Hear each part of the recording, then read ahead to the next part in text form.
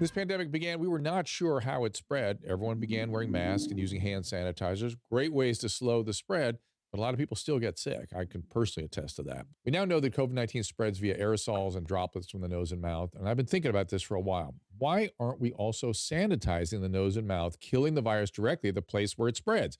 Why weren't more doctors thinking about this? Well, some doctors have done the research. Wish I discovered it sooner. That's why I'm excited to tell you about Halodyne. It's an FDA-registered antiseptic for the nose and mouth that's proven to eliminate 99.99% of the virus that causes COVID-19 in just 15 seconds. That's right. It's created by a team of clinicians with decades of experience in antiviral treatments, initially created to protect healthcare workers. These are smart scientists, and it's a great product that also eliminates many other viruses and infecting particles. I'm using both their nasal antiseptic swab and their oral spray to help protect those around me, and you should be too. For others and for yourself. Whether you're hopping on a 3-hour flight, always use it there, visiting grandparents, or attending a meeting that you can't miss, Halodyne's family of oral and nasal antiseptics give you the safe, easy, on-the-go antiviral protection for up to 4 hours. I encourage you to try Halodyne at halodyne.com today. My listeners get 10% off with the discount code Dr. Drew. That is HALODINE.com, discount code DRDREW. So obvious. It just makes sense. Stop the virus before it spreads and gets in your body with Halodyne. Hey everyone, it's a dose of Dr. Drew. Indeed it is. Thank you and welcome. Happy Good Friday, everybody. We have a Zoom audience in the house with us tonight, but before we go to them, I want to go to our friends Dr. Bruce Patterson and Dr. Ram Yogendra. They are the brains behind COVIDlonghaulers.com. I am on that page right now, and it's simple for patients, for physicians. If you want to collaborate as a doctor or refer, there's a place for you there. For patients, you can get lab testing. Who wants to go first? Bruce, why don't I start with you? Because and first mention that we do have locals on the Zoom meeting, and if you want to be a part of the show, go to drdrew.locals.com. If you're a member, if you're not a member, it's $7 a month. You can get the link on Dr. Drew's local account. And ask all your questions right here. There's the brains behind locals talking. So, Bruce, it's been too long. How are things going? Great. Thank you. And how are you feeling, Dr. Drew? I am all back. Why don't you explain my little cytokine profile? Sure. I mean, I think we got involved with you. I think you were starting to feel much better. And remarkably, when we did your profile with our 14-plex cytokine assay called IncellDx, you were pretty much back to normal, I would say. And I think there's very much agreement between the state of your immune system and your symptoms. And I think that's our goal at COVIDlonghaulers.com, is to really use precision medicine to find the correlates of feeling good. And it was great to have your plasma sample because you were feeling good. Well, so I was on my way back on fluvoxamine, and I think you pointed out that my VEGF was off a little bit. It was still a little bit high, yeah. and VEGF is something that we found in 79% of long haulers. And when VEGF goes down, we seem to see a improvement in brain fog, fatigue, and the neurologic symptoms and numbness and tingling. So VEGF is a major player, we feel, in long hauler symptoms. And so we were pleased to see yours that was on the lower level, although still slightly elevated. But do you think the sigma-1 receptor system with fluvoxamine has something to do with reducing or improving the VEGF? I think it does, and I think it's also part of vascular inflammation. And I think our new research shows that the blood vessels continue to be inflamed, and this new discovery that we'll be publishing very soon, I think, adds credence to why that's occurring, and how some of the treatments that we've used, fluvoxamine, Maraviroc, ivermectin, have helped in terms of decreasing that vascular inflammation. And Ram, welcome. Good to see you again. You're on the road to enlightenment with Dr. Patterson. I can't hear Ram. Mute myself. There you go. Yeah, you're back. Yeah, no, thank you again for having me on with Dr. Patterson, Dr. Drew, and Susan. Yeah, absolutely. It's been a wild ride, and when Bruce and I were starting to talk about long COVID, I mean, we were looking at this since last June.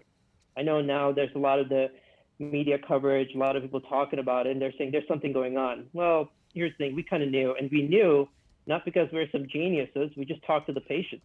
That's really what it came down to. It's about talking to people, talking to the patients, and listening to what's going on. And I remember having a conversation with Bruce, kind of being like, we were brainstorming ideas, and he was already thinking what to do. And he said, maybe we should look at 8 to 10 people. I don't know if you remember that, Bruce. Maybe we should just see what is going on. And here we are now.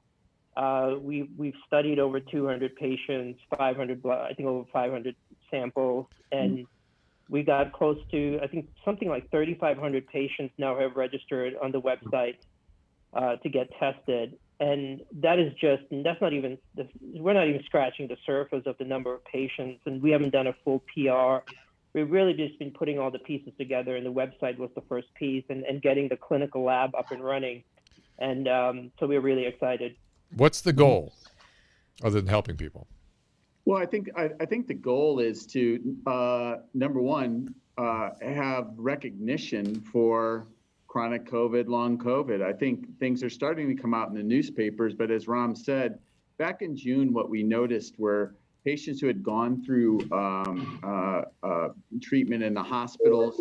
We were seeing them at day 30, day 40, and they still weren't better. I mean, they were out of the hospital. Obviously, they had recovered, but their immunology was nowhere near normal.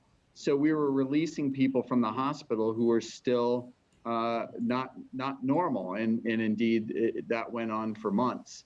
The goal for us is, number one, to recognize that these people are suffering and they're desperate and they're on disability, and this condition is real. The next thing to do is to say, in the 6 months of our research, we kind of have a handle on what's going on in terms of the immune abnormalities and how to address those. But most importantly, as we're doing right now, we're moving into Europe. We want to build this even bigger than the United States. We just had discussions with large reference labs in Europe, and we want to be able to bring this to the masses because, frankly, it affects the masses. Right. 10 and 30% of all patients who have ever had COVID. So, yeah, it was not. I'm telling you, it's not fun. That's one of the more sort of unpleasant features of the illness, and I'm certain the most disabling piece if it goes too long. The other thing I keep thinking as I look at what you guys are doing, do you have a plan to figure out or to use this or deploy what you're learning for sort of other chronic fatigue, fibromyalgia kind of cases to see who either maybe looks post-viral, at least has some sort of cytokine activation syndrome that you can think about, whether it's viral or otherwise? That's such a good point. And autoimmune diseases, hyperimmune diseases have been, hypothesized to be due to antecedent viral infections for years. Yeah. And it's fact where I started in the 80s. But the fact is, we're actually developing an app for watches and other devices. It's called ImmunoTrack. We just trademarked it the other day. We're well on our way to finishing that. But it's a device that people with immune abnormalities can use to not only follow their symptoms on a day-to-day basis, but also measure heart rate, blood pressure, oxygen levels, heart rate variability, and then be able to upload their lab results right into the app so that you can have this dynamic picture of how things are doing over time and how you're responding to therapy. And I think it's, we're entering the new era of, of personalized medicine and device-based healthcare by tracking the immune system. And this will be cytokine monitoring, yes? Cytokines, and then obviously, as we go disease, as you mentioned, fibromyalgia, chronic fatigue, post-Lyme. We may be adding even more to that, different cellular subsets, as well as the immune response in terms of cytokines. So yeah, I think we want some flexibility to be able to add biomarkers as the research determines. I had to put you in touch with this group I'm working with that's doing antibody profiles and cellular immunity profiles with a Stanford group. It's it would be a really interesting adjunct to what you're doing. Ram, I remember back at the beginning, you were, some of the conversations I had with you on this show, in fact, we would get calls from people that had various, I don't want to call them long haulers. Well, we had a bunch of desperate long haulers, but we also had a bunch of desperate fibromyalgia and chronic fatigue patients calling you. Did that continue? Yeah, we're definitely seeing overlap with and just what Dr. Patterson mentioned. Not only with the immunology, but the physiology too is really interesting too. I know we're really focused on the immunology and the blood results, but as Dr. Patterson mentioned, the app is looking at heart rate variability. Yeah. And that is a sign of autonomic dysfunction, which we see, or an imbalance between your parasympathetics and your sympathetics. And it's a value that has, it's a solitary value. It doesn't really have a lot of meaning to it. So just spitting out a HRV doesn't mean anything. It's about tracking patients on establishing a baseline, a 7-day, 30-day baseline. So some of these physiological markers, along with the immunological measurements, we can start exploring CFS and fibromyalgia. Right. And I think, to be honest with you, what I'm really interested in is some of the neuropathic pain pathways, especially with cancer. I just got, actually, I guess I'm going to make a little announcement on the Dr. Drew show. I'm actually got appointed as clinical professor of medicine, doing research at Downstate, where I did my training at, where I'm going to be running the medicinal marijuana program in the pain clinic. So congratulations. You need to. Thank you. You need to. I need to download for you how to understand how you can get into trouble and how, because I worked in that whole area for a long time. And there's ways to use it. They're very safe. And there are ways to use it that are treacherous, and there are ways to use it that are problematic. So it'd be interesting to see what kind of results you get. Yeah, and when you look at that, I mean, when you're looking at sort of from the pain, and a lot of times the chronic fatigue patients, the CFS patients, they're coming through the pain clinics, and we're giving a lot of these opioids, and now there's some interest in looking into medicinal marijuana. But it'll be interesting to also look at the immunology, and especially, now that I've gotten a chance to really dive into what Dr. Patterson spent his whole career researching, and the role of CCR5 and some of the assays that we're doing here. I haven't really presented this to Bruce and his team yet, but I'm sort of designing some of the trials and keeping in mind like all of Dr. Patterson's research. So there's so much of overlap, and and one of the things that I know you told me, Dr.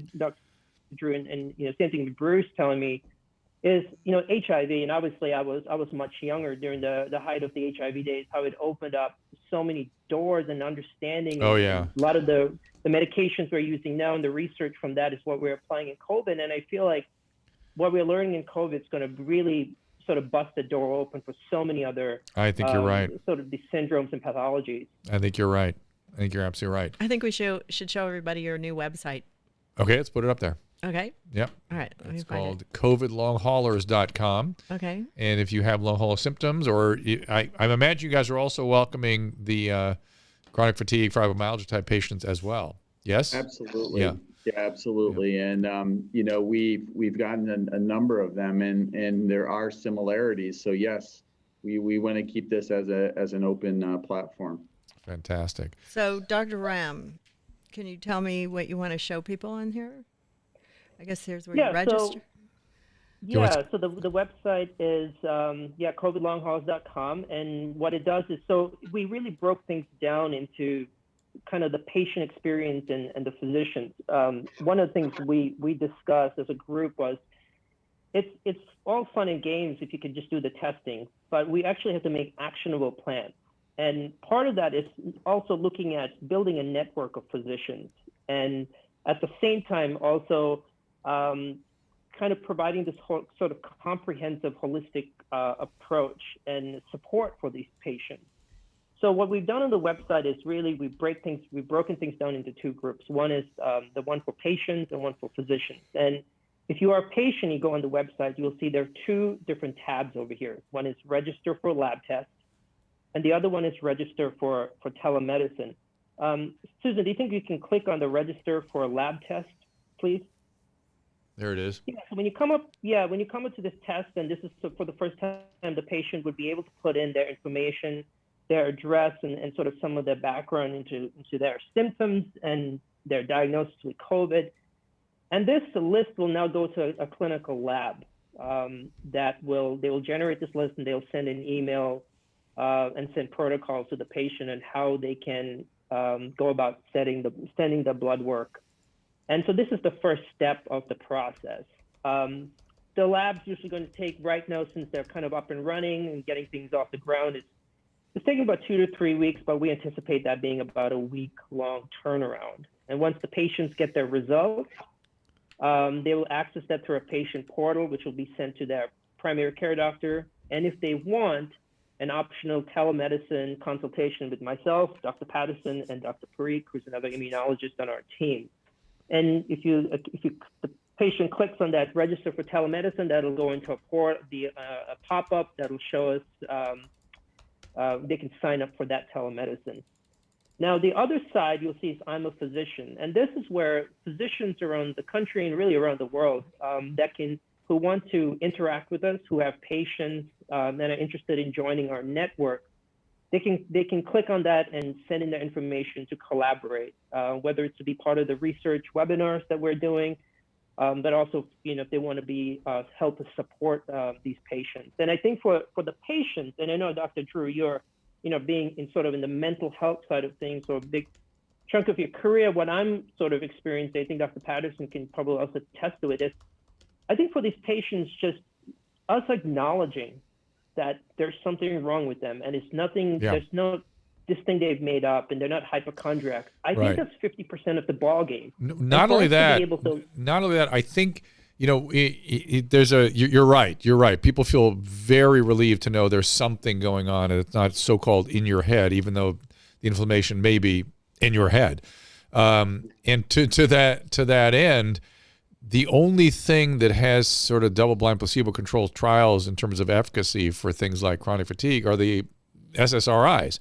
And now we have some non-psychiatric mechanisms of action that sort of motivate people to use these medications. But before, they were very tough to get a patient with those syndromes on these meds because they think, I'm not depressed, I'm not crazy.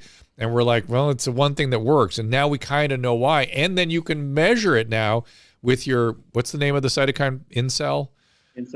IncellKine. You can measure it and show them that, hey, look, this thing actually had a measurable effect on the inflammation. Mm-hmm. Yeah, it's very powerful to be able to have those tools that are non-subjective. I mean, the symptom spectrum in long COVID is immense, and it would be very difficult to track, on an individual basis. Although I think the app will help with that and be able to consolidate all of that information. Guys, if you don't mind, I want to go a little bit into the COVID situation currently in our country, if you guys are up for that. Are you good? Do you have any, first of all, do you guys have anything to say about where we are right now in the pandemic? Well, again, there's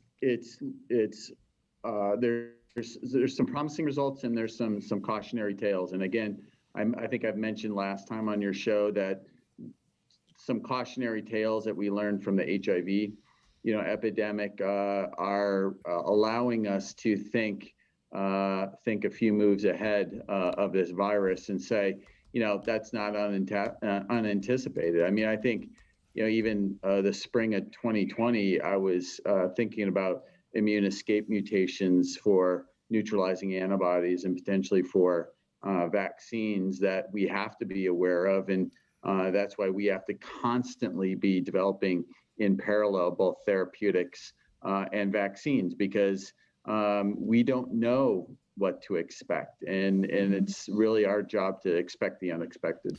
To that end, in terms of proceeding on multiple fronts, do either of you have an opinion on that new Merck product, that antiviral? Have you seen that? I think it's early. I think I've also talked a lot about early results and results in vitro or in the laboratory, with antiviral agents. And you know what? It really remains to be seen when you go into a patient, because of some of the things that we're finding right now, like viral reservoirs that may be, may not be the most addressable by certain drugs, or you can't get the drug levels up high enough in certain compartments of the body. So, time tells everything, and I think that's, we can all be encouraged, but I think we all have to wait and see. I just like that we're proceeding on the vaccine and the therapeutic front. That to me seems like the winning combination. And whenever it's hitting the virus from multiple sites, whether it's therapeutics hitting at multiple sites, or whatever it is, that seems to be the trick with that's the lesson from HIV, it seems to me. Ram, what about the suggestion that vaccine has helped some long haulers? Any sense of what that is? Yeah, it definitely makes sense. It really sort of also lends credence to kind of what Bruce is seeing in the lab too, with the viral persistence. That I think, we've talked to quite a bit of long COVID, the long COVID patients, and it seems to be quite mixed. There's some that are feeling a little bit better, but I think a good majority of them, either they're feeling better and then they're kind of going back to baseline, or it's not really having that much of an effect. I don't know. I'm just throwing a number. I would probably say maybe about 30% are sort of feeling, I guess, better, and sort of they're not relapsing or going back to baseline. I don't know if Bruce has some other thoughts, or kind of what you've been seeing too. Bruce? I think it's 30, 30, 30. 30 are getting better, 30% are staying the same, and 30% are getting worse, and 10% they don't know.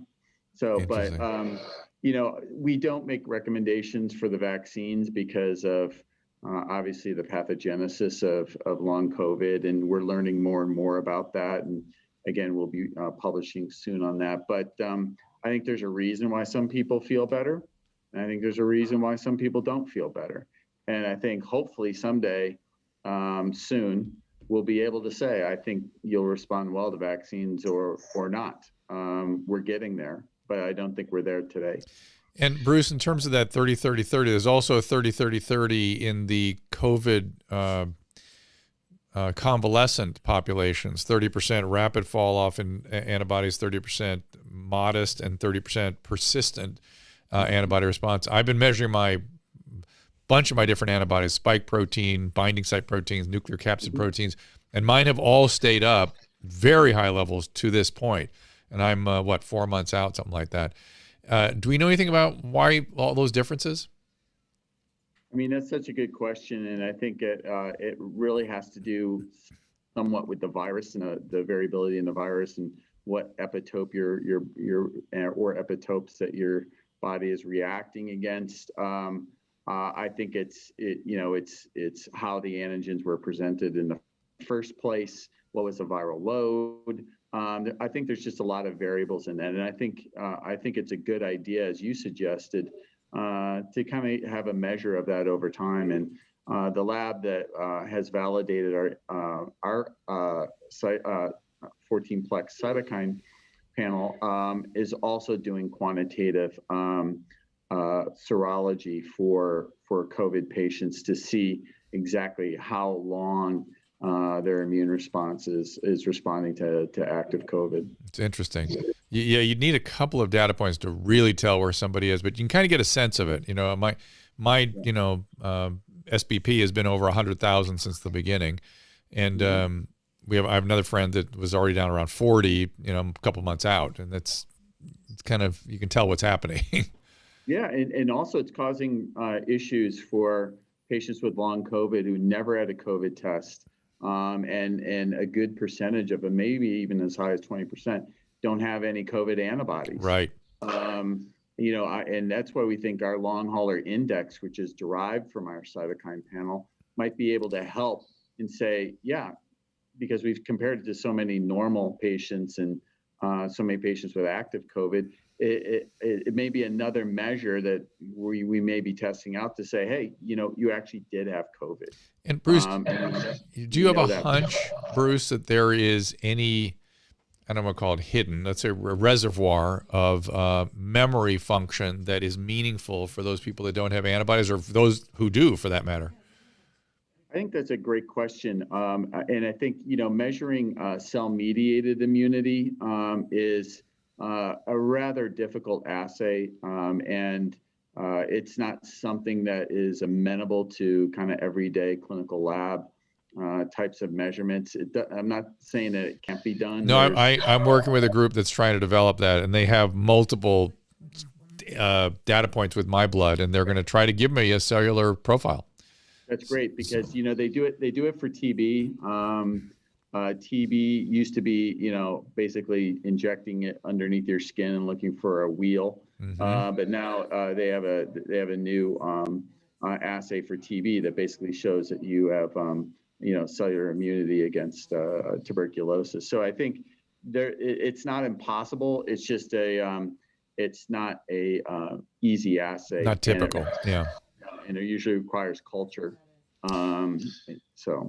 So I want to back up a minute, and I want someone from our Zoom group there. Not everyone we'll give them a chance to talk eventually. I just want everybody to know the Darth Vader noise is your voice coming through Dr. Patterson's speaker. Okay, It's I wonder sounds what like a that toilet's was. flushing every Yes. time, and I Yes. swear it's not Whiz Chris. No, it's my voice makes toilets flush around America. Wait, let me unpin these guys. Okay. All right, so I want to bring Joe Giannotti in for a minute to present some of his data, and then Ram, I'm going to give you a chance to react to it, to kind of figure out where we are epidemiologically right now. Hello, Joe. I feel like I feel like the Dr. Walensky at the CDC, I believe she knows exactly what she's doing, but I also believe she does not know how to communicate it. She really is botching the communication. So Joe, talk to us. So Joe Giannotti, what do we have? Good evening. This looks like yes. Tell them what you've accumulated, what your process has been. I believe we're looking at Michigan here. Well, Michigan is the big one right now. Michigan, and I decided for the 5 big states of California, Florida, Michigan, New York, and Texas. I looked at today as well. So Michigan continues to go up. The biggest notice, if you could put up the ICUs. Oh, I can't. I just told her prepare just the you can tell us. Yeah, just the. So I have an order so the too. Case ICUs rates. are going up pretty quickly now in Michigan. However, the deaths have not. And interesting what Dr. Patterson said about treatment. I've been saying this all along about New York in the last few months. If you see New York is completely leveled off. Okay, let's see if we can find New York. Hold on a second. New York is about 4 down. That's New York. Okay. Yeah. New it's positive leveled off. cases. Yeah, well, that kind of looks like the country at large. New York seems to mirror what's going on in the U.S. generally. Right. But it's leveled off, and the ICU rates are not going up there. They're not. No, they've flatlined. Everything is flatlined in New York, even deaths. Yeah, they just Deaths opened up actually comedy continue shots. to go down. Now, you also gave us regions like the Pacific Northwest and Mid-Atlantic. What were you All thinking? the regions that Oh, I let's see, gave you where's are that? showing an increase. The regions are showing regional Every increases. region that I gave you. So there are 2 regions that are not: Southwest and Southeast. Okay, And that is, what are we looking at there, Susan? this is the Northwest. Northwest. That's first in Northwest. California. Yeah, California Florida. cannot go any lower in my New York. I opinion. agree. I don't. I Texas. almost think it. How about Texas? Can that continue down, do you think? That's No, I don't. Yeah. And then there's Mid-Atlantic, Mid-Atlantic going up, Northeast. Northeast going I don't up. have the southeast for some No, reason. you Okay, don't have so- that. Great Plains you So should the have. Northeast and the Great Lakes are the 2 that you would want to see, and There's the Great and, Lakes. and all of these are posted on Dr. Drew's locals page, and I'm going to post them on Twitter tonight. So you can just sign up for Dr. Drew's locals. You don't have to be a paid subscriber to see them, and you could take a look at them. Yeah. It's interesting. And you didn't find anything on the genetic profiling in regions or anything, right? In terms of whether we have 1117 or 1351 or anything like that? Well, no, here's the problem with that. I did, before I came on, I went to the CDC website for the different profiles. Yeah. There's very little. Yeah. There's it's almost like the United States is still behind. They are still very behind on, figuring out each individual and the variants. Yeah. And because if you look at the top three states are Florida, but Florida only has 5,000 cases of B1117. That doesn't sound possible when Florida's getting 4,000 cases a day. Let me go back to Dr. Patterson. Did you have any opinion about this, Dr. Patterson? How do you interpret all that? I think just like we saw in HIV, it's disinhibition.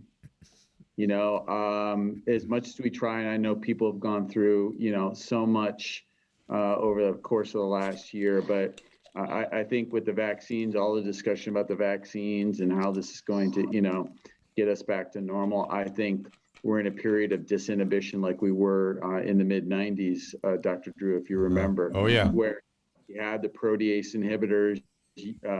We knew they gave you another 20 or 30 years of life, and people went back to the behaviors that weren't advantageous. Joe? Yeah, Dr. Patterson, one thing that I am noticing is that in the areas that have gone up, the northern sections of the country, in the 30-degree to 50-degree latitude range, I'm noticing a seasonality pattern now. Mm-hmm. Well, that could be it too. I'm from northern Michigan, so I know what you're talking about. And what happens is you're a Uper? No, northern lower Michigan. He's up here, right. He's not here. He's not here. He's here.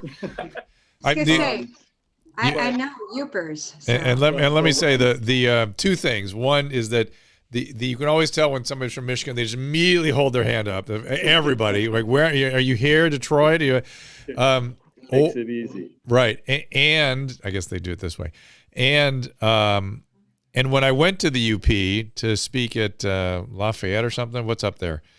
And I thought, yeah, and it was so far, Marquette, yeah. So far north. It was like going to Alaska. You don't realize it's really north. It really is. You go way up north, eh? Yeah. Hey. I think my point is, though, I swear, as soon as it hits March 1st and the temperature isn't in the negative numbers, people are already laying on the beach trying to get sun, and they're out and about. I think that can be part of the seasonality. Dr. Patterson, I'm going to tell you something very interesting that Drew and I saw in the data. We noticed in the northern portions of the country, the biggest increases occurred before the holiday surge. So that tells me that there is a strong seasonality variant involved here. Now, the reason why people will ask me Florida. Well, Dr. Yogendra knows this. When you add 1 to 1.5 million people for spring break and spring training around the last month, you are going to get more cases because of everything going on in the state. However, if you look at Florida's cases are not going up that much, and their hospitalizations and deaths are completely flat. Amazing. It's all really interesting and hard to know. Again, only the virus knows, as we say, where we're going here. Right. And that's, again, your whole point on what we've been saying. The virus is going to do what the virus is going to do. You're right. The disinhibition, Dr. Patterson, part of the 90s disinhibition was the excesses of our rhetoric around HIV and AIDS. In fact, people that were studying public health messaging around that time, learned from the rhetorical excesses that you don't exaggerate, you don't lie, you don't distort, just stay exquisitely accurate. And then during this pandemic, we just dropped everything and went into full panic mode constantly and hysteria constantly, which naturally people push back from those sorts of public health messaging. And I think you're right. I think that's what we're seeing now. Yeah. I got a burning question. Yes, sir. So in cases of death, in comparison with H1N1 versus COVID-19, which was worse? My opinion, as I understand the data, H1N1 did not typically kill people. When it did, it killed young people, but it was not as likely to kill, and certainly didn't kill as many in the overarching. Okay, I'm going to go. I want to go. Is that the reason why we didn't shut down? Hold on. I want to bounce further on that. Yeah. There's something called life expectant years. Which one was cut more? That's H1N1 that killed right. 30 to 50-year-olds, right? Or COVID that is the average age of death is 78. Right. So we call that years of life lost. Years of life lost. Which is why it's not fair to compare pandemics that kill old people with wars that kill very young people. But Ram, I'll let you comment on this. Go ahead. You've been quiet. I think being in Florida 2 weeks ago for spring training, you see that influx of people, and I think there is a fatigue. We're dealing with COVID now over a year now, and I think people, the moment vaccines were rolled out, and I think there was this false sense of, okay, we got the vaccines, masks off, social distancing over, everyone, let's cram in the restaurants and bars and baseball games and whatnot. So I think there is a complacency, that I've been seeing all throughout the country, and I don't necessarily know if it's a regional thing. I think it's all over. And just something as simple as just going out and having a meal. I mean, it took several months being up in the Northeast just to have a meal with a friend. And so there are little things that we miss, and I think, unfortunately, people, we're taking our foot off the pedal, so to speak, and I think might be contributing to some of these increasing cases. But I think in terms of the ICU admissions, I think that and the mortality rate, I think I think our management obviously has gotten. We have a little bit better understanding. Early on, someone like Dr. Patterson screaming about the immunological phase of COVID and sort of really breaking things down. I think really that's an understanding now in the medical community that the immune system is playing a much greater role than initially thought. And so the use of steroids, trying to get patients off or prevent them from being on a ventilator, I think it's really contributing a lot. I have a friend right now whose mom's in a hospital in New Jersey, and I know Bruce really helped out with that case. But she's been, they've been fighting putting her on a ventilator for about a week and a half, really high flow oxygen, BiPAP, and now she's kind of getting better.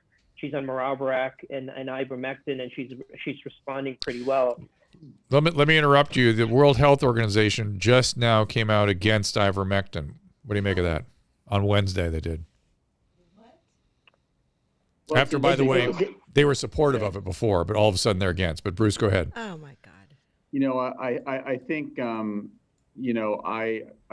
been talking to a prominent immunologist at Yale as well. And, it's, a lot of it has to do with study design, and it has to do with, as you design these studies, what we found from study to study to study in COVID is you have to match these narrow windows of where these patients are, or yes. the disease is completely different. Yes. So you can do a study. There's a study in Chile that, also said the same thing. And then there's other studies that show that it works. And it really all depends on your entry criteria, your selection. We're seeing this time and time again about study design that isn't addressing, where you are in the continuum of disease by using, like I said, using biomarkers more prominently and deciding, how do we match up patients and how do we match up placebos?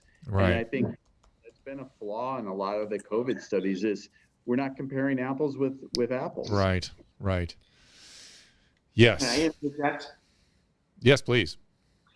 In that meta-analysis, they showed a 62% reduction in mortality. In the World Health Organization meta? Yes. Yeah. Why did they come out? Why did they come out against it then? They excluded several of the studies that Dr. Laurie had included in her meta-analysis, which showed an 80% reduction in mortality. They showed a 62% reduction in mortality, and then they concluded that it was not effective. So weird. Ram, comment? Yeah, well, here's the thing, with IBM, one of the really, really fascinating things about what Bruce has been researching is that, we look at randomized controlled trials as the gold standard, but I think there are also different ways of understanding and studying medications, the mechanisms of action. Yeah. Ivermectin, the fluvoxamine is looking at sort of what the effects on the immune system, and it may not be a randomized controlled trial, placebo, double-blinded, blah blah blah blah blah. But in the middle of a pandemic, as Dr. Patterson just mentioned, getting those criteria and designing clinical trials might be a challenge.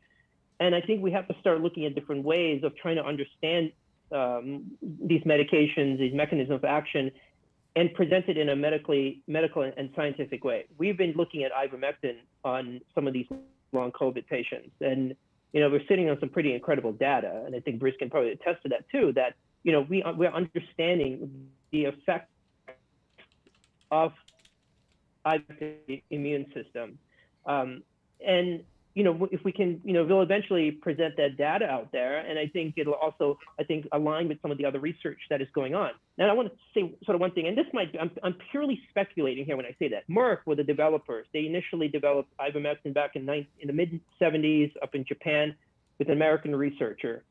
They lost the patent, or they gave the patent away, and I think it was in 1988 to treat onchocerciasis and maybe treat scabies and whatnot. They've come out and said ivermectin is not the drug, or it's not effective against COVID. But interestingly enough, they are also the manufacturer, or they signed a partnership with Ridgeback Biotherapeutics, who's making molnupiravir, that oral antiviral medication. But the data looks really good on that. I'm telling you what. Well, so the phase 2A trial looked at 202 patients. I was just looking at some of the data, and it does look pretty promising. And I think pretty promising. Sick to zero viral production. It's like, that is kind of dramatic, and it may not bear fruit, but no, it's pretty dramatic. Let me get Dr. Patterson, because he has all his experience with these medicines. Well, I mean, AZT didn't do anything like that. You know what I'm saying? I mean, nothing like that. It didn't, and you have to remember where are you measuring the virus. I mean, there's things that'll clear virus from the nose, but then, next thing you know, you have reservoirs in, in different immune cells. You have reservoirs in different tissue sites, and so we were the first to report on plasma COVID and our plasma viral load back in the paper we published in November. So the bottom line is COVID is everywhere, and I do take it with a grain of salt when I see clearance from the nose or from something that's easily accessible. Because in general, when we looked at controls, people who recover from COVID usually have undetectable viral loads in their nose at about day 14, maybe a little bit longer, day 21. And you can accelerate that with antivirals, but I think you have to take that with a grain of salt, and you have to do a really good job of viral quantification, which I think is difficult from tissue sites. It's easy to do from plasma because you can do it per mil of plasma, but there's a lot to unpeel there. Where are your concerns in terms of the variants? They're big. I mean, again, I was sequencing HIV in 1990, and there was a region of HIV called the V3 loop that was hypervariable, and that was part of the region that bound to cells. And and was addressed ultimately. There's other mutations in the reverse transcriptase, obviously, that caused resistance to that class of drugs. So, the bottom line is the virus is driven by, it's got mutation, they're random. There's some hyper spots where there's more mutations than others, but eventually they're going to be a mutation in a region where they're being targeted by drug, and those are viral escape mutations. And then by selective pressures, those variants will emerge, and then we have to deal with them. That's just the nature of the beast. So, to me, it's expected. I think it would be naive to say it's not going to happen. Well, they're gearing up for boosters, right? For just this purpose.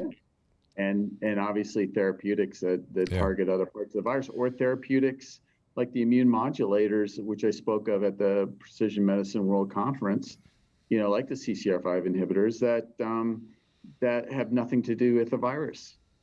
It's much like using PD-L1 in cancer. PD-L1 isn't specific to any one cancer. But it's a mechanism by which the cancer evades the immune response. And so you have to find a way and again, I've talked about stockpiling these drugs for future pandemics, is you need a stockpile of drugs that are agnostic to the specific pathogen, because that is going to give you the earliest level of protection, and maybe you can avoid, a pandemic.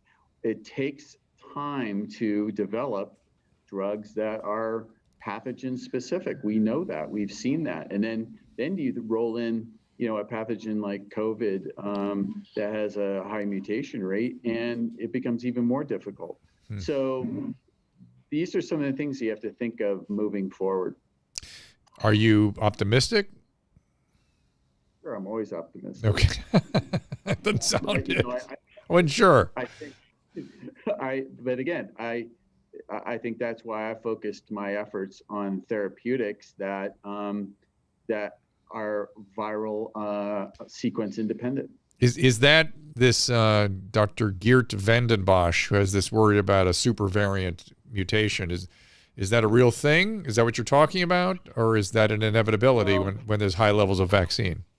I think there is a big fear that that a mutation would arise that causes resistance to vaccines or neutralizing antibodies that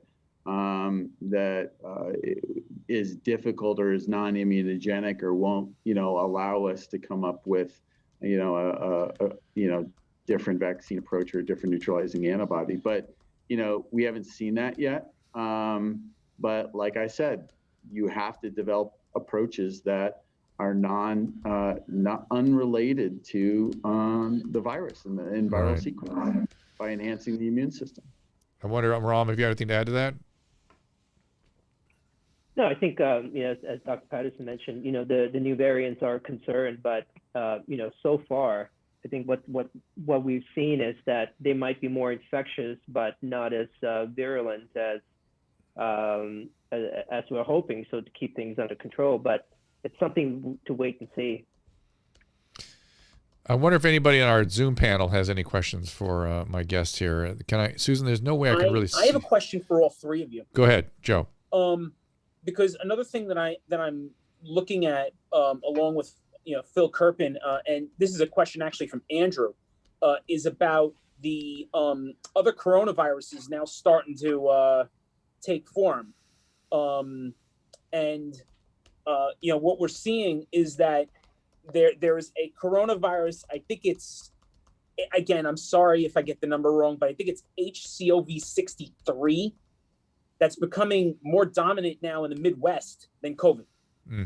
And there's a report now from Germany that coronavirus, and I'm looking at it here, that it's just called other coronavirus, is now more dominant now than COVID. Now, is that a good thing, a bad thing, or an indifferent thing?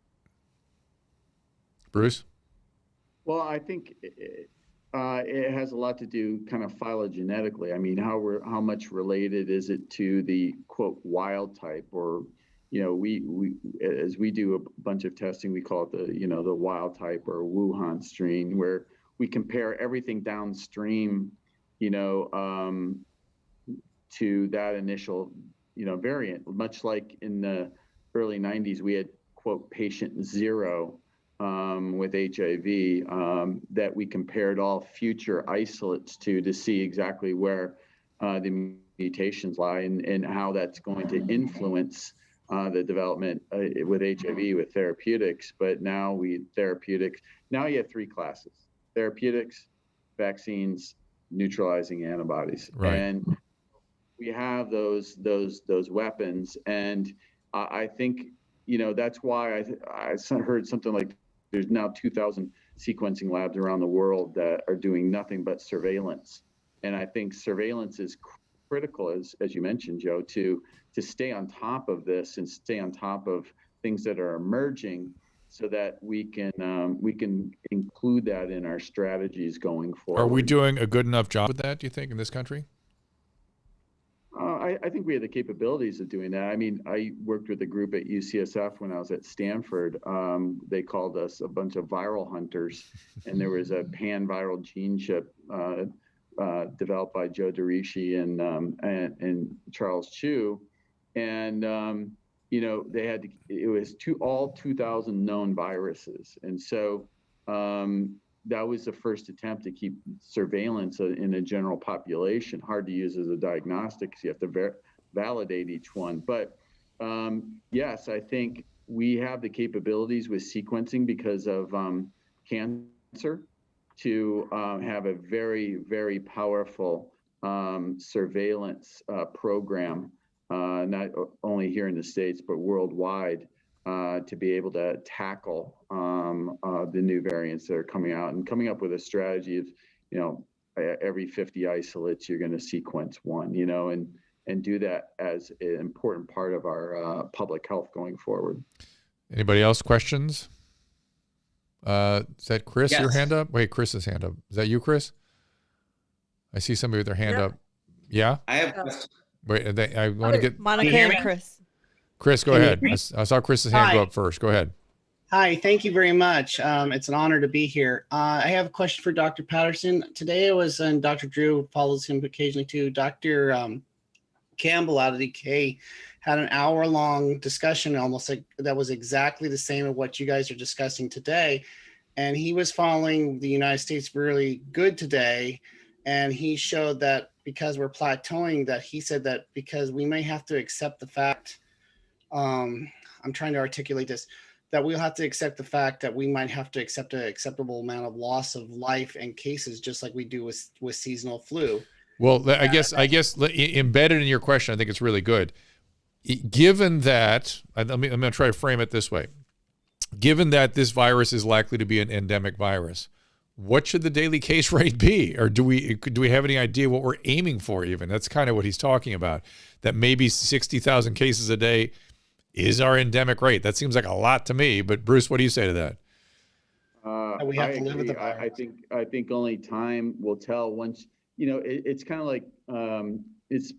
like spring practice in football, where you haven't deployed your entire playbook yet. I think it won't be until we have our entire playbook or close to it, where we have effective vaccines, effective early therapeutics, effective, severe to critical therapeutics, all developed, and then achieve some sort of steady state at that point, and then say, okay, well, we've got a good set of weapons, but we're going to have to continue to modify on a year-to-year basis. But it's not until I think we actually have a full armamentarium of weapons that we're going to know what that steady state is, similar to the flu that you mentioned. And let me flip that on its ear a little bit and say we got a lot of room for improvement, and you can see where the improvements are going to develop. Yeah, absolutely. Yeah. Did that answer your question? Yeah, pretty much. I was just trying to see, because his point of contention was that exactly what Dr. Patterson just said, is that when we get to that level, in order just for society to reopen up, we have we accept like 25,000, 50,000 a year of the flu worldwide. At what level, once we reach that either herd immunity, overall herd immunity with vaccines, that we're always going to suffer a loss, just like we do with the flu. But, where the medical community gets control of this and says, we have to live within the virus, just like we do with seasonal flu. I know we're not there yet, but that was what I was addressing. And Dr. Campbell out of the UK really addressed that really great today. And Nice. I just want to bring up. Thank you. I watched that. Chris, what do you got?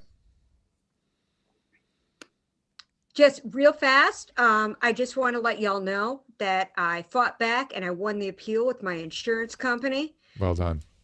And I quoted state law and I put it all into a real formal letter. And they're like, oh, we're sorry. And guess what? It worked. And I'm not getting charged $560 a month anymore. Good for you. Well done, my dear. It's insurances count on you backing off. That's how I played the Rocky theme for like 3 hours straight. It was so great. They knew who they were messing with. There's a question. There's a question from Monica Ricky. Yeah, Monica. Go ahead. Yeah, thanks, Joe. Monica. Hey guys, it's so good to be back with you. Good to see you. Thank you. I have a question about the infectiousness, if that's the right word. Now that we're a year or more into this, do we have any more insights, and this is for any of the three docs on the screen, into how can some people live with somebody and their spouse doesn't get it even though they get it, and they're clearly in close proximity, and other people who do all the stuff, they wear the masks, they wash the faces, they do the things, they end up getting it sometimes. Do we have any more insight into that? Right, and let me put a little finer point on that data. Only 15% of spouses contract COVID in spite of regular exposure. Interesting. So Bruce. But sometimes life sucks. No. Not just that. It's not the being. Why don't we just leave it there?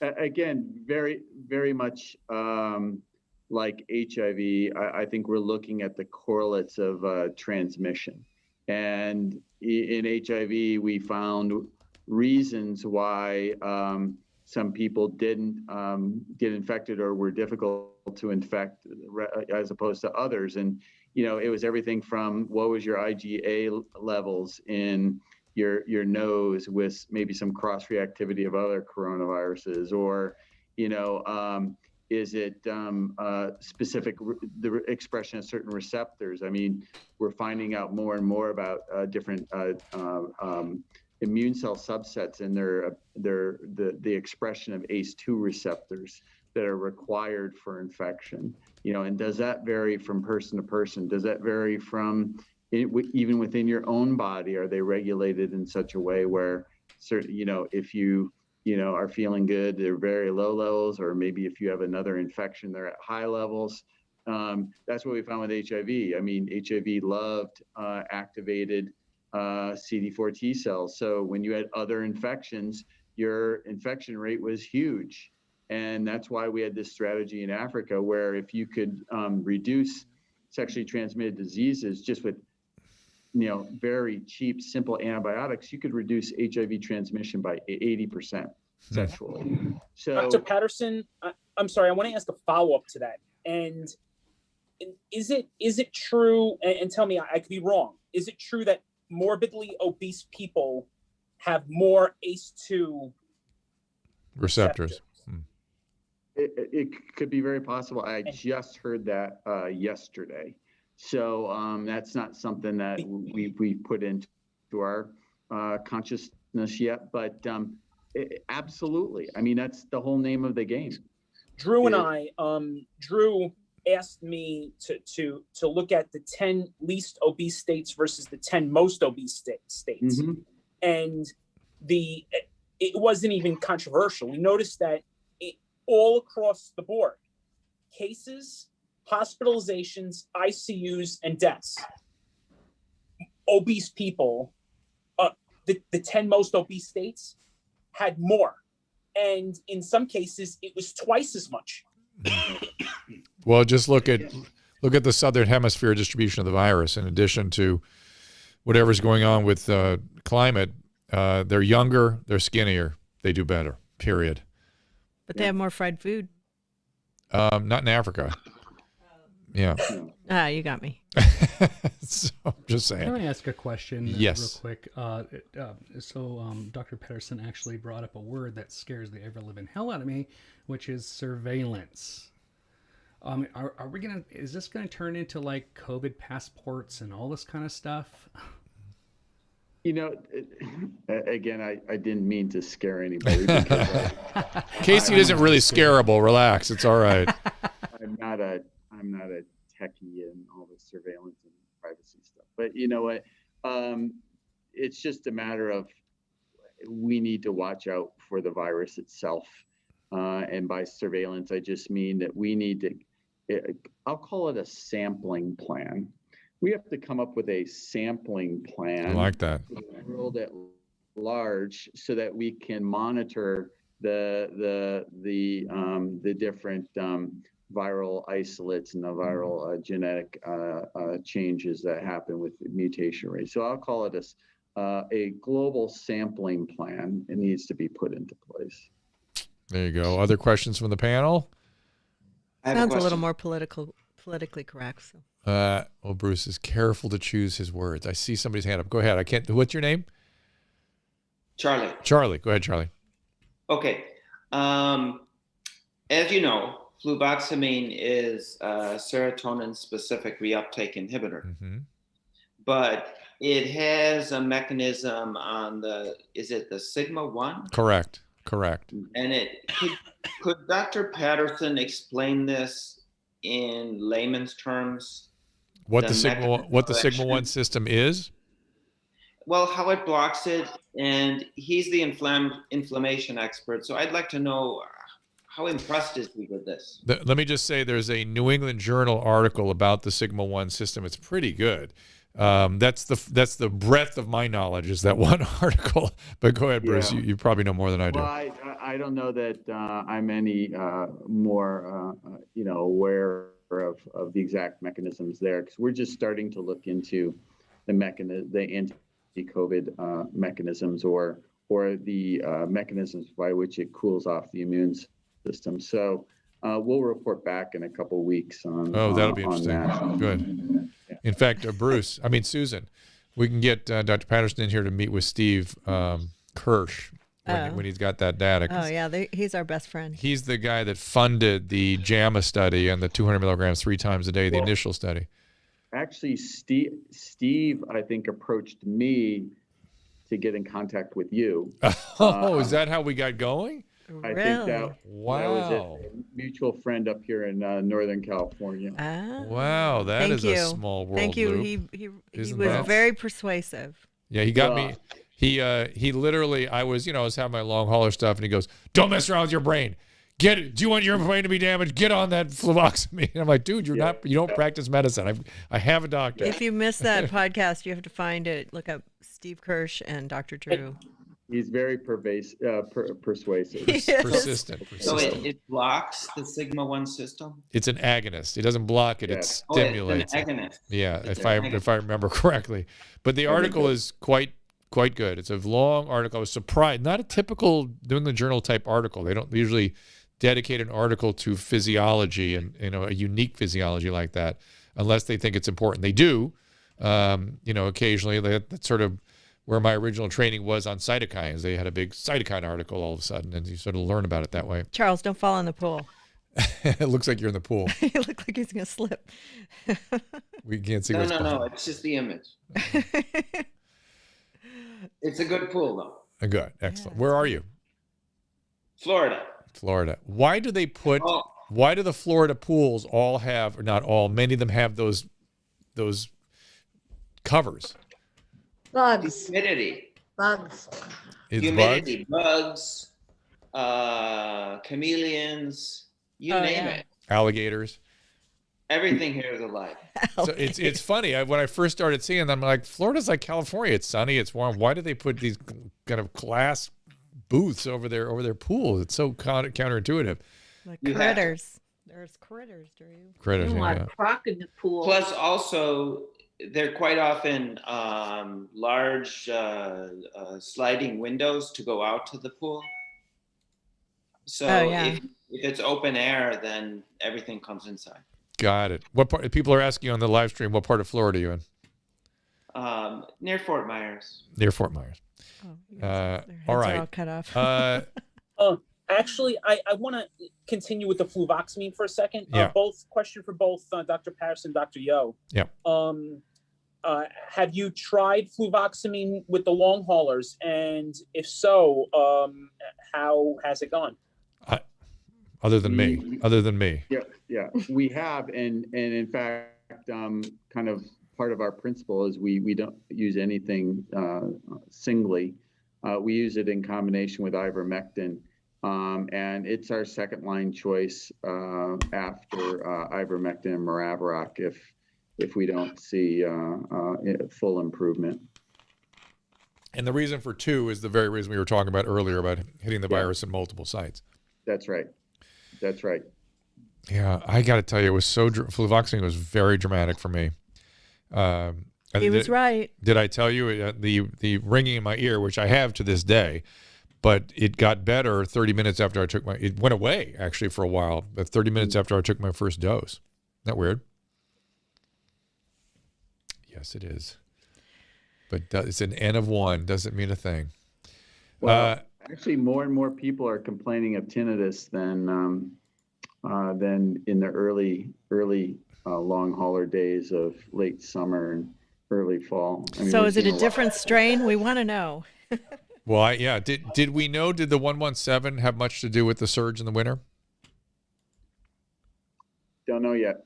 And again, I think we're using some very sophisticated new technology, which is called single cell proteomic sequencing, to start to decipher exactly what is the viral antigens that remain in long haulers. And so I think that'll help us glean some really important information, and even maybe even having a therapeutic vaccine against long haulers is a distinct possibility if we find something that's common to all of them, that there's a certain epitope that or a certain viral protein sequence that causes long haulers. So we're deep in the middle of that right now. It sounds like you're saying that you're within about 4 to 6 weeks of some really interesting stuff, right?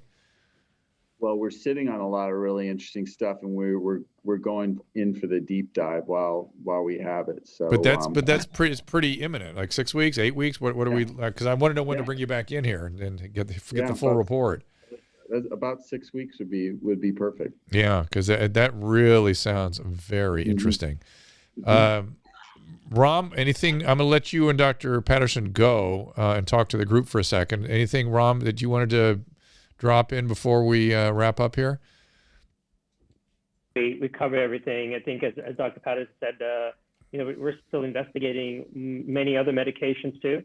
Maraviroc, ivermectin, Luvox have been sort of top. And just on the topic of Luvox, there's actually been quite a bit of patients that have reported to us, and we're trying to understand why. There's one patient that is on Luvox, and she said within 3 days of taking it, her sense of smell and taste came back after the first time in a year. That doesn't surprise me. Maybe that's that L medication that person was talking about the other day. Remember we were trying to figure it out? Luvox. Yeah, no, Luvox is fluvoxamine. It is. Oh, okay. And let me just tell both of you that I don't know if this, is just to pack into your clinical bucket, that the tinnitus had a very strange quality. It came on like day or 2 or day 3 during the night, and it was like a buzzing, like a loud, like no tinnitus I'd ever had before. And then it decayed into the usual high pitch, whatever that we're accustomed to with tinnitus. Very odd. But that original buzzing, if anybody else reports that to you, it woke me up in the middle of the night. I thought, wow, that is really something weird. And it thank God didn't persist like that and just is doing what it's doing now, which is this high pitch thing you get from listening to loud music, that sort of thing. Well, gentlemen, Yeah. thank you for all the work you're doing. Thank you for joining us today. And Pleasure. we will look for you at Thank you. the Long Hauler. What the website again is? Co- COVID Long Haulers. COVIDlonghaulers.com. COVIDlonghaulers.com. And again, I think we'll be incorporating all the newest and latest research into everything that we do through that website to get it to the most people around the globe. So And thank Susan, we will check in with these guys in about 6 to 8 weeks. Okay, you got that, Susan? You got it. All right. Thank you, gentlemen. Great. And Thank you. to Thanks, Dr. Drew. you bet, Thanks. guys. And for the panel, who are all waving goodbye, any other topics, anything else on your guys' mind today? That was a very good review with Dr. Ram and Dr. Yogendra and Dr. Patterson. Any non-COVID related issues? Anything else on your guys' mind? No. Teddy, I can you mean, say- I'm just going to Say keep something. looking at the numbers, and I think the next 2 weeks are going to be very important to see if we keep with that, keep the trend going up in the northern areas, Yeah. or is it going to finally start collapsing? And I guess if you guys want me to give a prediction, because I have, Go ahead. Let's hear your instincts. I think middle of April, Mhm. numbers will start tanking, and they're going to start tanking quickly. Good. like they did with the first go around in the New York area. I love it. I love hearing that. I also I love think good deaths are news. gonna My God, flatline. all we have is bad news everywhere. Now, what about Europe? What about Greece? And what about Turkey? Because we're going there. We're and trying to then- go there. Yes, you will be. As a matter of fact, June is a great time to go because by then all numbers will be low. Yeah, but they just closed Again, Turkey. I'm so looking at seasonality. It just It's hot in seasonality Turkey, right? has something to do with this. Just listen to Joe. Okay. We'll see how it goes. But I why like did they that he's close? put. Okay, Joe, why did they close Turkey? I want to know. I just saw like that he's that. putting down a bet. I love that. I know. We'll Let's see if put it's down right. a bet. I'm betting on him. I do too. Oh, I got something I want to. Okay, Casey. So I watched Dr. Drew After Dark Yeah. today, the new release. Yeah. So Susan, Now what? what'd you think of the Ed Asner clip?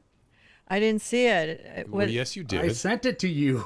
Oh, you did? That's the one. Oh, where you're that's Ed Asner? No, not really, but they call him Ed Asner. But she goes, "What's with that coming up in May business?" And I was like, "Okay, you Yeah, really thanks wanna for the know?" clip, Casey. Thank So, you. yeah, for she was showing me. appropriately I got the dis- full Monty, though. You didn't get the full Monty. Well, I didn't care to have the full Monty on that gentleman. Nobody ever really wants the full Monty. Yeah, you have to listen to After Dark to really get the full benefit of that.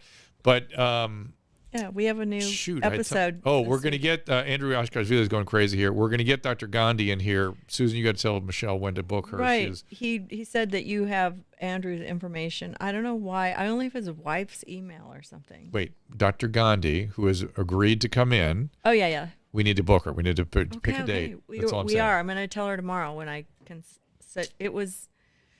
She's ready. She's on the docket. Good. Great. And Andrew was beating me up all show today. When is Dr. Gandhi coming? When is Dr. Gandhi coming? So I guess she had a... Why isn't Andrew on this group panel? He's on every. That's true.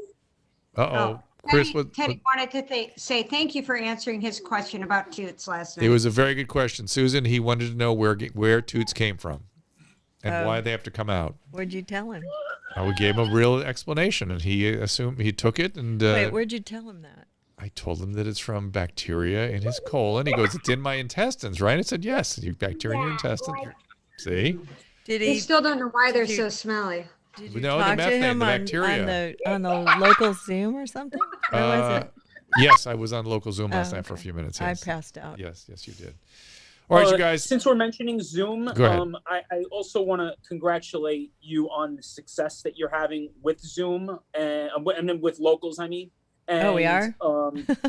yes, I mean, there's now you're approaching 5,000 now. Oh, good. wow, that's I don't great. think they're all paying customers, unfortunately. But No, but still to get Guys. just to get the information. I'm Yep. working on my stuff. I got ideas. we got to figure out a Susan, way I to can get tell you a couple everybody things. All right. who's out there on it Yeah. to Let's- join. But let's- I've been a little focused on some All other right, stuff. you've been having your thing. Let's get moving here. I'm going to wrap this up. What's coming up, Susan? Hold on one second.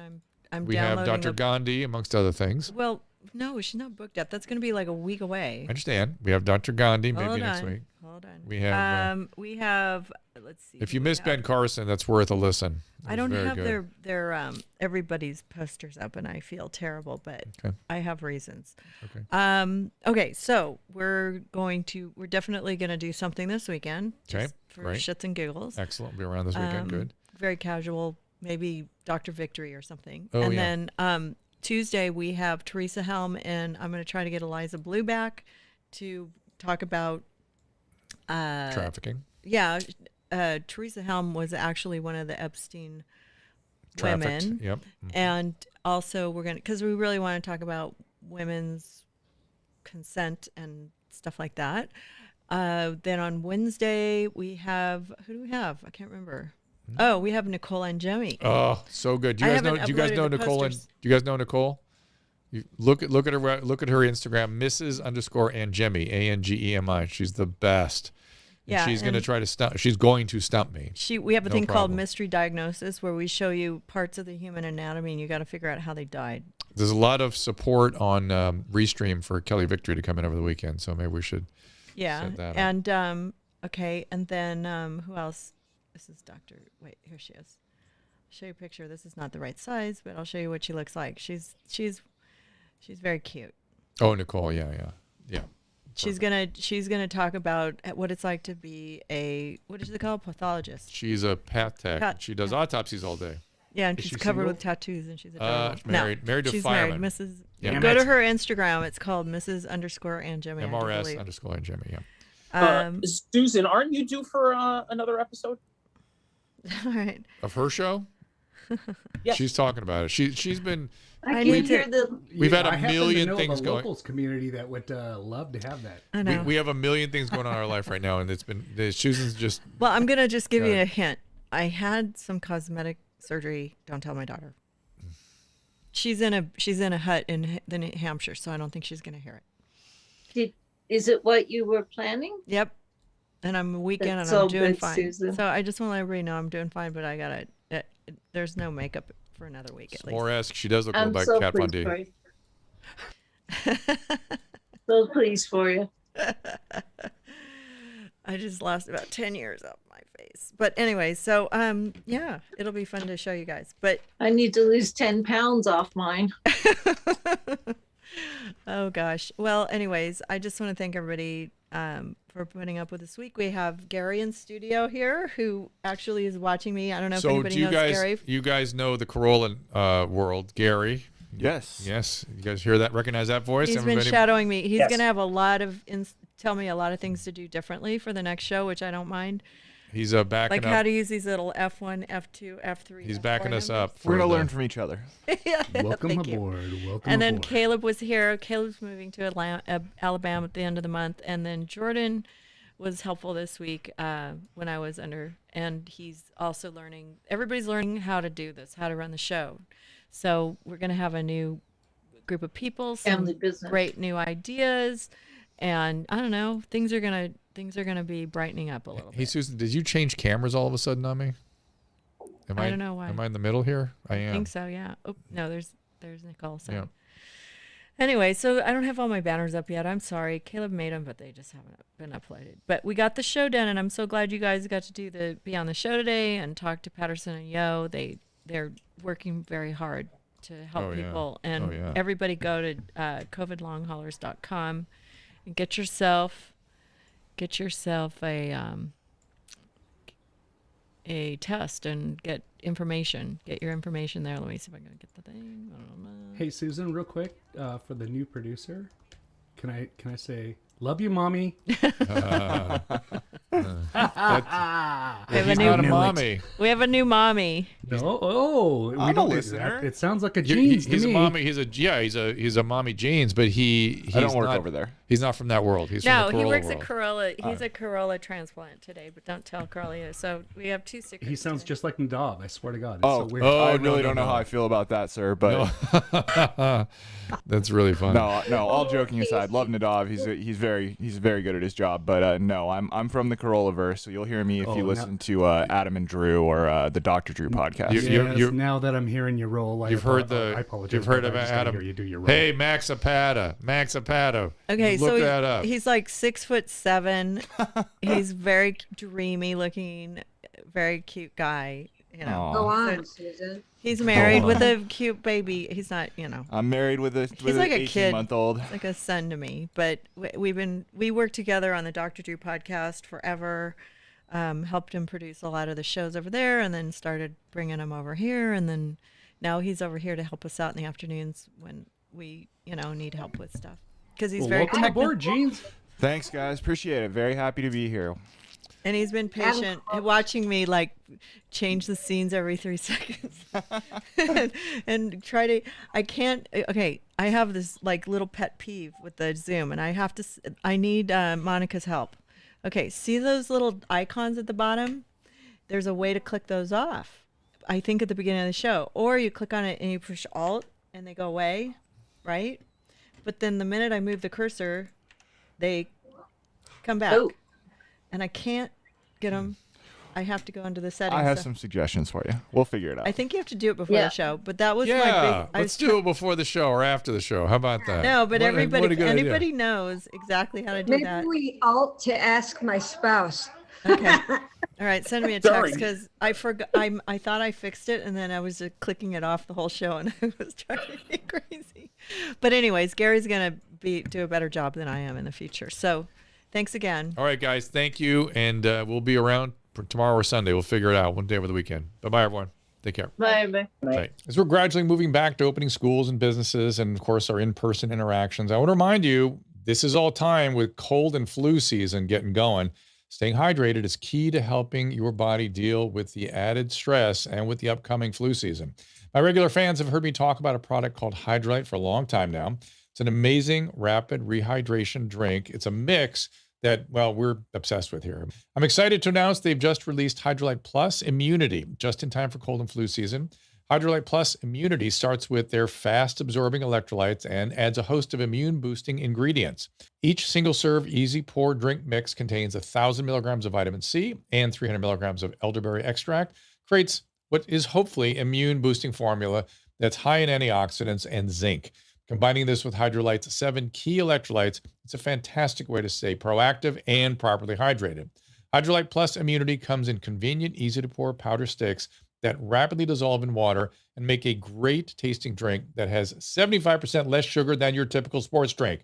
It uses all natural flavors, and it is gluten-free, dairy-free, caffeine-free, non-GMO, and it is vegan. And you can find Hydrolyte Plus by visiting hydrolyte.com/Dr. Drew. Again, that's HYDRALYTE.com/DRDRW. And be sure to use our code Dr. Drew 25 at checkout for a special discount. I am so grateful for our friends at Blue Microphones. Not only have they completely changed what our show sounds like, they've given me headphones so I can monitor things better. This is the mic for millions of creative people, and now I know why. I'm so grateful for them completely changing the quality of our audio. You'll find Blue mics like Yeti and the Mouse, which we're using here, both in pro studios and home studios, literally all over the world. Their popular Yeti caster is a Blue Yeti microphone, plus a boom arm system that's behind many of your favorite podcasts. I run into them all the time, and now I know why. If you've ever thought about creating your own podcast or YouTube channel, Blue can make you sound and look great. Just visit bluemic.com and click Get Started, and you can start telling your story. Well, I too have struggled with GI issues over the years. I have something called Lynch syndrome, so gut health is extremely important to me. And while gut health awareness has increased, it's led to a wellness trend that's inspired a host of questionable marketing and some false claims. Now, you've seen the word probiotic attached to all kinds of supplements, drinks, even more. They may claim to deliver the healthy microorganisms our gut needs for proper function, but all too often the promises are in fact too good to be true. Thankfully, I became aware of a company called Seed and their flagship product, the Daily Synbiotic. Seed's Daily Synbiotic offers 24 clinically researched strains of microorganisms in a single dose. These strains support gut health and can improve regularity and relieve bloating, sometimes within as little as 24 to 48 hours. To me, what really sets Seed's Daily Synbiotic apart is the delivery system. While some products may offer the right strains, they're fragile, they rarely survive the trip through the gut, doesn't get where it needs to go, but Seed uses a capsule-in-capsule design that helps ensure the probiotic reaches your colon, which is where they often are needed. I've been taking Seed's Daily Symbiotic, and I really encourage you to check out their story and the science behind what they do. To try it for yourself, just go to seed.com/Dr. Drew. Use code Dr. Drew 20 for 15% off your first month of Daily Symbiotic. That is SEED.com/Dr. Drew. Use code Dr. Drew 20.